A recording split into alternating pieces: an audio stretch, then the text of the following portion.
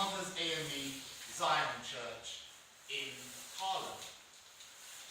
Now, that church has a particular significance because it's the oldest African black church in Harlem, and secondly, it was used as one of the posts in the Freedom Railroad.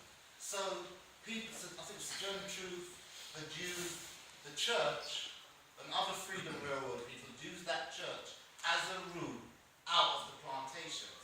So that was the significance of having the opening event in that church. But also the fact that there's a large Christian community. Or we've got a large African Christian community, so it's important that those stakeholders are engaged in the process of reparation. The second day was about making, and in that first, I'll give you the detail a bit later on. In the second day was around, it was a business session. And it was a business session where you had, around the table, you had the CARICOM representatives sitting on one side of the table, and the National African American representatives sitting on the other side of the table. And the Caribbean states gave feedback on what each of their commissions are doing. And I've got a list of the Caribbean states that are there, but I'll share that a bit later on. The third day, so I'm just giving you a rough outline of how it was structured, yeah. In fact, it's on the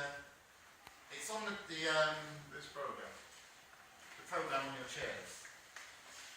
The third day was a roundtable dialogue whereby all of the reparations stakeholders were involved. So it was not just the CARICOM and the American delegates, there was also European representatives sitting around the table. Now, and when I say around the table, it was you had a layout of two tables facing each other, the chairs, and then like the people who were other delegates who were there.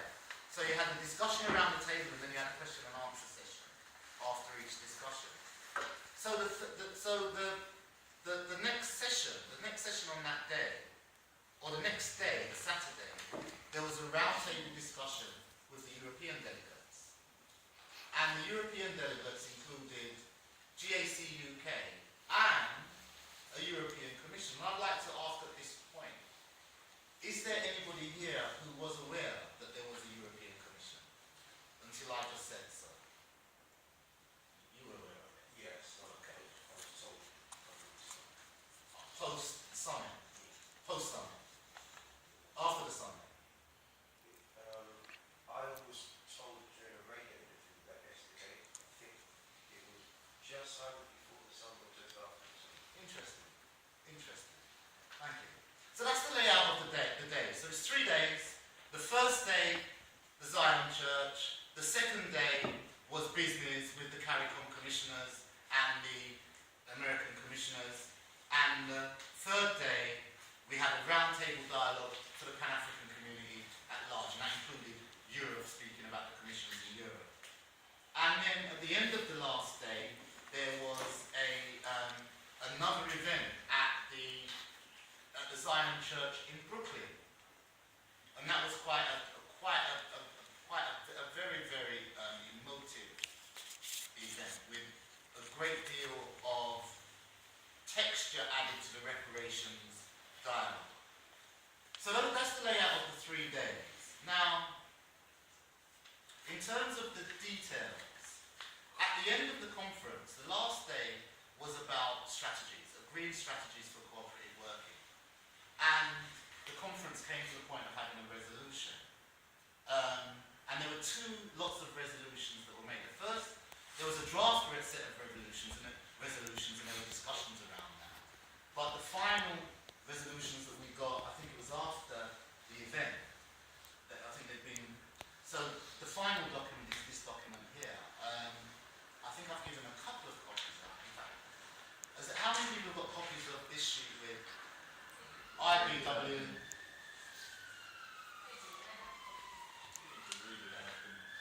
Yeah. So now, is there any questions at this point in terms of what the structure was? In terms of the structure? What's the aim of the European Commission? Okay. That's okay. Let me give you a little bit more texture then in terms of the aim, because that does relate to the structure. So we found ourselves quite busy all the way through. I don't think we got much break. We didn't get any break at all. I mean, when we landed in New York, we had to go straight to Brooklyn. Now, the European Commission's aim is, and there's a leaflet that we've got here, I can outline it here, is to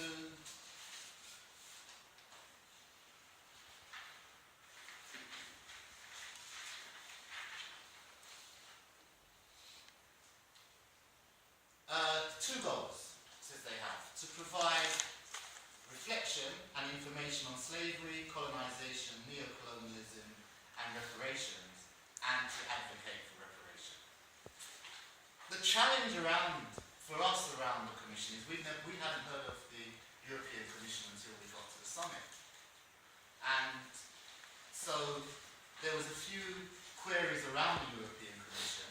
So before we had the session on the third day, where there was a dialogue with the European delegates, we were asked to meet with the representative from CARICOM, who had said to us, well, we know about GAC, but we don't know about this European Commission. Could you tell us about yourselves?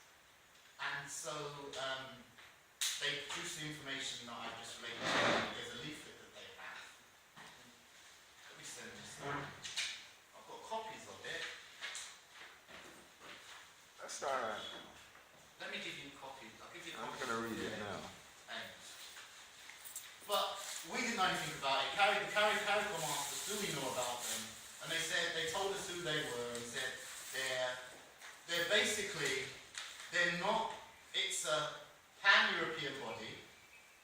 They are not rooted in nation states as such. They've got people who are representatives of the nation states, but they don't necessarily have the there isn't national commissions that have all joined together as a European Commission.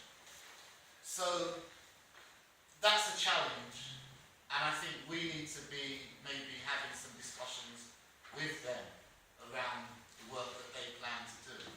I think our journey, and what was related about our journey in terms of the dialogue, was that we've been working for the past 2 or 3 years to establish a UK Commission, and that we established a UK Commission in February of this year, and we're still working to build up the level of communication and commitment to make that Commission work.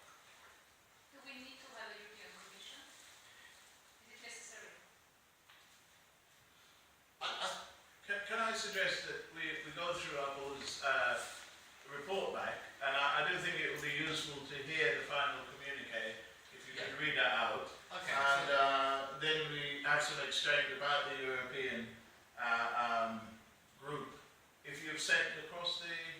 I think there's a few copies around the place. I only did 10 copies.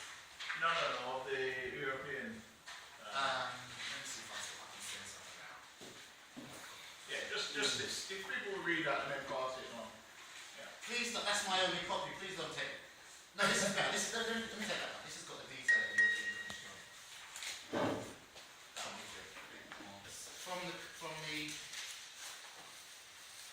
the summit in the spirit of the Durban Declaration of 2001, which declared the transatlantic slave trade and chattel slavery as historical crimes against humanity, scores of representatives from the CARICOM Reparations Commission, the National African American Reparations Commission, and the representatives of emerging commissions in Martinique.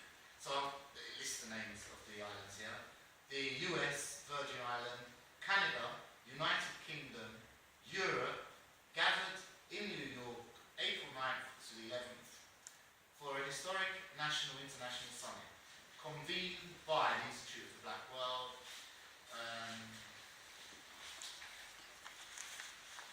Let me just get down to the resolutions.